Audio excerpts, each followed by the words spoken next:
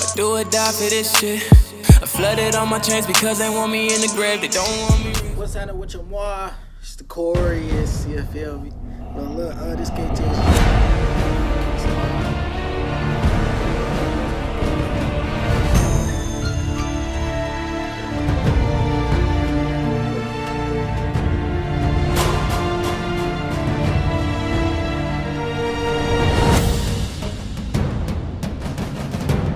I gotta see this. I like watching these stories, bro.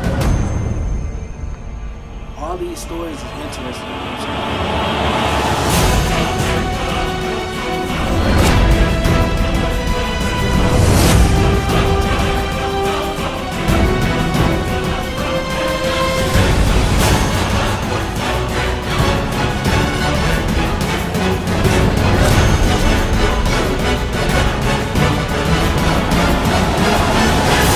Everybody was feared. What down, family? It's your boy SNTV back at y'all for the first time in a very long time with another episode of Chiraq Street Legends. And this episode is going to be about none other than 𝚛𝚎𝚘𝚛𝚘𝚛𝚡, aka 𝚑𝚎𝚘𝚘𝚘𝚘𝚑. Oh, y'all know what it is. Dre comes from that KTS set, or Kill to Survive, also known as KTG, or Cutthroat Gang.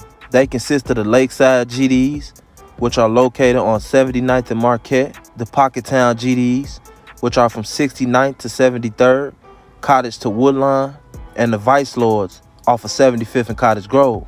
They're not really clicked up with a lot of sets, but they are cool with people from sets like 051 Young Money, 78th and Killer Ward, and Black Mob. Their main beef is with NLMB and Drill City, but they do go at it with Sircon City, 800, and Mix Mob. Dre was the son of Big Vinny and the brother of Lil Vinny and KTS Vaughn, who all had very big street reputations. One of the bodies that Dre was associated with was a guy that went by the name of Magic from NLMB. According to a report that came out after Dre died, he was a suspect in the case. The next day, after Magic was killed, Dre was caught having sex in the car that was used on the hit. Dre was known for being one of the top members in KTS, but he was most known for the video that he had when him and his brother walked into the McDonald's on 79th and demanded NLMB Cairo to disrespect one of NLMB's fallen members. When Cairo wouldn't do it, he swung on him. Dre jumped off the porch with guys like Lil Les from Pocket Town, who was allegedly the one that made Gyro City. According to Dre, the whole East Side used to hang in the pocket and it wasn't much beef. Dre and both his brothers will ultimately end up getting involved in the streets at a very young age, following the footsteps of their father. His brother Vaughn talks about how they were living in his song Street Life, and where he raps, "I live this street life, I live this street life. If I ain't killed for Pasto, it wouldn't be right. I live this street life, I live this street life. Rule number one, you gotta keep pipe." For Cutthroat Dre, the lyrics that his brother was rapping was way more than just a song. It was everyday life. Coming up on the east side of Chicago, he knew he had to be relentless. He knew he had to kill to survive. Dre could be seen in multiple videos and where his ops were being dissed. Most notable, Shooter Shells, Death of 150. Being raised on the east side, which is one of the more ruthless parts of Chicago, Dre was taught to bar none. So just like he would give his ops hell in the streets, he would also give them hell on social media. Hey, look, on my mama, the whole world was crying like, oh, Juice OD'd, he died. I swear to God, I was on the floor laughing. I see what y'all on. I see what y'all doing. Y'all should listen. I'm over east, a Mo Block soldier. We ain't shooting from no car, we just trying to get closer. Tell me though, I was on 71st and East End. That's not the pocket, bro. Well, it's close by.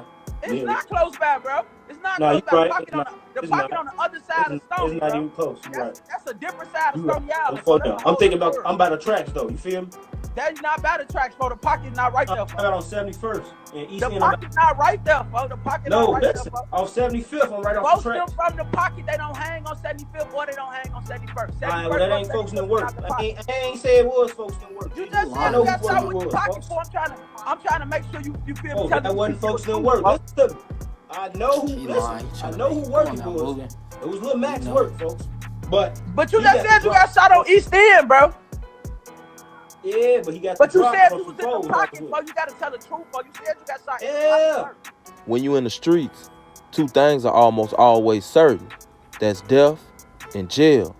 Inevitably, Dre will end up going to jail, and soon being incarcerated will become a normal thing to him. Better to be caught with it than without it.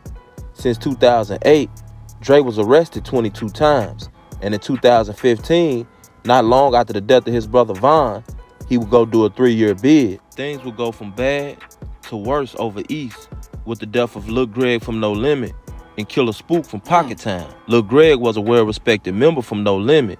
He was real cool with 𝚑𝚘𝚘𝚘 and looked up to by the shorties in No Limit. Lil Greg wasn't really known as a shooter or just a hardcore street dude. He was known for getting money. That's why NLMB took it so hard when he was killed, and for his death, somebody had to pay. On January 28th, 2021, as Lil Greg sat in line to get a haircut at a barbershop on State Street called the Studio 19, he was allegedly spotted by a KTS member. According to sources, this KTS member walked in the shop and went straight to the bathroom, where he stayed for a few minutes before coming out, walking up to Lil Greg and shooting him point blank range in the head. Killer Spook from the Pocket was one of KTS's top members. He had a reputation for sliding on his ops. On March 25th, 2021, while attending a pop-up party on 79th, Spook was shot and killed, allegedly by members from NLMB. In a surveillance video that was taken from the proximity of the crime scene, you could see two people running and shooting into a crowd of partygoers. In a hail of bullets, Spook was killed and Denny G was hit. This was a big loss for KTS. It took them 20 After the years to death get of that Spook, back. No Limit would take to social media to diss him and to let KTS know that Spook was their work. On July 12th, 2021, KTS Dre would end up being bonded out by an older woman who was accompanied by a social worker. As Dre and the two women walked out of the county and crossed the street onto 27th, two cars pulled up. 4 to 5 guys bailed out and began to fire at them. When it was all over, Dre would end up dying on the scene. He had been hit with at least 34 bullets, with wounds from his head to his legs.